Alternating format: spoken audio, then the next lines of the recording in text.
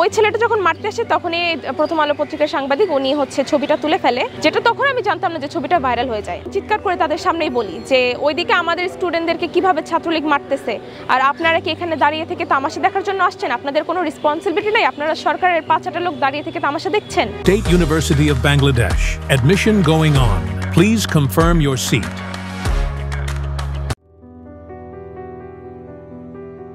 জুলাই আন্দোলনের যেহেতু প্রথম থেকে আমরা জানি যে কোটা বিরোধী একটা আন্দোলন শুরু হচ্ছে, তো আমি প্রথম থেকে আন্দোলনের সাথে যুক্ত ছিলাম। আমাদের ক্যাম্পাস থেকে তখন আর কি আমাদের ইডেন শাখা থেকে আর কি আন্দোলনে আসা হতো। তো আমার কিছু সিনিয়র আপু তারা আমাকে বলে যে কোটা আন্দোলন হচ্ছে, তো আমাদের বিভিন্ন কর্মসূচি হচ্ছে, তুমিও আসো। সেখান থেকে আমার কোটা আন্দোলনে আসা।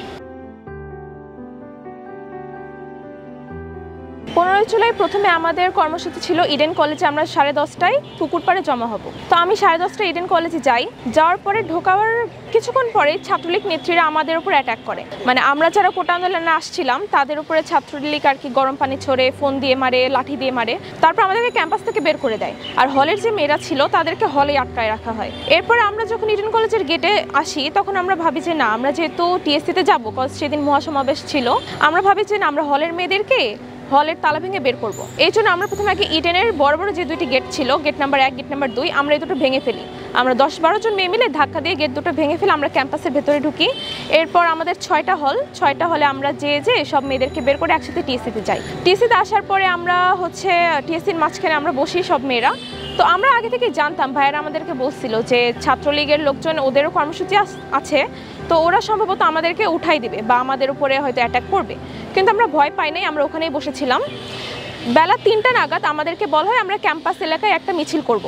তো মেয়েদের মিছিলটা ছিল সামনে, ছেলেদেরটা ছিল পিছনে। তো আমরা যখন ফার্স্টে ক্যাম্পাসে ঢুকি তখন হলপাড়ার ওইদিকে সম্ভবত ছেলেদের মিছিলের সাথে ছাত্রলীগের লোকজনের একটা সংঘর্ষ হয়। এরপর কিছুক্ষণ পরে আমাদের সবাইকে বলে ক্যাম্পাস থেকে বের হয়ে যাওয়ার জন্য। তো যখন প্রথমবার একটা সংঘর্ষ হয় তখন স্বাভাবিকভাবেই সবার মনে একটা ভয় চলে আসে যে সম্ভবত এখানে কোনো ঝামেলা হবে। তো আমরা যখন বাইরে ভিসি চত্বরে দাঁড়াই তখন কিছুটা সবাই ছত্রভঙ্গ হয়ে যায়। যেহেতু আমরা কেউ রাজনৈতিক ব্যাকগ্রাউন্ডের না, তো স্বাভাবিকভাবে এরকম মারমুখী আচরণে আমরা একটু ভয় পেয়ে যাই। তো তখন সবাই ছত্রভঙ্গ হয়ে দাঁড়ায় ছিল, তো আমিও দাঁড়িয়েছিলাম। ভিসি চত্বরের এই পাশটায় কয়েকটা বাস দাঁড়ায় ছিল ঢাবির। তো আমি ওই ফুটপাতে বসি যে ভাইয়েরা পরে কি বলে এটা জানার জন্য, পরবর্তী কার্যক্রমের জন্য আমরা একটু অপেক্ষা করি। ঠিক এর মধ্যেই 7-8 মিনিট পর ছাত্রলীগের বিশাল বাহিনী রড, লাঠি, ইট পাটকেল নিয়ে আমাদের উপরে আক্রমণ করে। তো ওই সময় আমরা আর বুঝি না যে আমরা কোথায় যাব। তো আমার পাশে যে ঢাবির বাসটা ছিল ওখান দিয়ে আমরা সবাই পালানোর চেষ্টা করি যে এই বাসের পেছন দিয়ে আমরা যাব। কিন্তু 1 মিনিটের মধ্যে আমরা ওই বাসের পেছনে প্রায় 50 থেকে 60 জন আটকা পড়ি। আর ওই সময়টাতেই ছাত্রলীগের লোকজন দুই পাশ থেকে আমাদেরকে ঘিরে ধরে। আর বাসের অপর পাশ থেকে তো ইট পাথর ছুটছিল, তো ওই বাসের কাঁচগুলো ভেঙে আমাদের গায়ে পড়ছিল, ইট এসে আমাদের গায়ে পড়ছিল। তো ওই সময়টা আমি যে আমার হাত দিয়ে আমার ফেস বা আমার মাথা কভার করব ওই সুযোগটা হয়নি, কারণ এত চাপাচাপি ছিল আমরা নড়তে পারছিলাম না। তো এইভাবে ছাত্রলীগের লোকজন এসে এক এক করে সামনে থেকে মারা শুরু করে। তো আমাদের আন্দোলনকারী একজন ভাইয়া ছাত্রলীগের একজন কর্মীকে বলে যে ভাই এখানে তো অনেক মেয়ে আছে, এদেরকে মাইরেন না।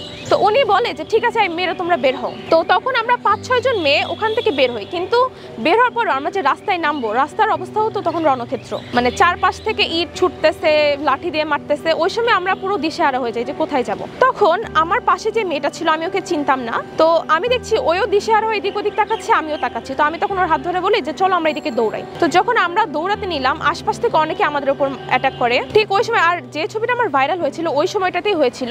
ঠিক কোন সময়টা যে ছবিটা মানে তোলে সাংবাদিক সেটা আমি নিজেও জানি না, কজ ওই টাইমে তো আমার মানে মেন্টালি ওইভাবে প্রিপেয়ার ছিলাম না যে কে কোন দিক থেকে মারতেছে, জীবন বাঁচানোর জন্য দৌড়াচ্ছিলাম। তো ওই ছেলেটা যখন মারতে আসে তখনই প্রথম আলো পত্রিকার সাংবাদিক উনি ছবিটা তুলে ফেলে, যেটা তখন আমি জানতাম না যে ছবিটা ভাইরাল হয়ে যায়। আমি তারপরে দৌড়াতে দৌড়াতে গণতন্ত্র তরুণের দিকে আসি। গণতন্ত্র তরুণী আসার পরে দেখি যে দুপাশে প্রায় 50 থেকে 60 জন পুলিশ দাঁড়িয়েছিল। তো জিনিসটা দেখে আমার খুবই রাগ হয় এবং আমি তখন চিৎকার করে তাদের সামনেই বলি যে ওইদিকে আমাদের স্টুডেন্টদেরকে কিভাবে ছাত্রলীগ মারতেছে, আর আপনারা কি এখানে দাঁড়িয়ে থেকে তামাশা দেখার জন্য আসছেন? আপনাদের কোনো রেসপন্সিবিলিটি নাই? আপনারা সরকারের 5-8 লোক দাঁড়িয়ে থেকে তামাশা দেখছেন? তো পুলিশের ভূমিকা তখন নীরব দর্শকের মতোই ছিল, তারা কিছু বলেনি। তো ওই সময় আমাদের কোটা আন্দোলনকারী কিছু ভাইয়া আমাকে আর ওই মেয়েটাকে রিক্সা উঠিয়ে দেয়। তো ওখান থেকে আমরা বাসায় চলে আসি। তো বাসায় আসার পরে আমি ফ্রেশ হওয়ার পরে যখন আমি আমার ফোনে ফেসবুকে ঢুকি তখন আমি দেখি যে আজকের মানে 15 তারিখের কোটা আন্দোলনের কিছু ছবি আর কি সোশ্যাল মিডিয়াতে ভাইরাল হয়।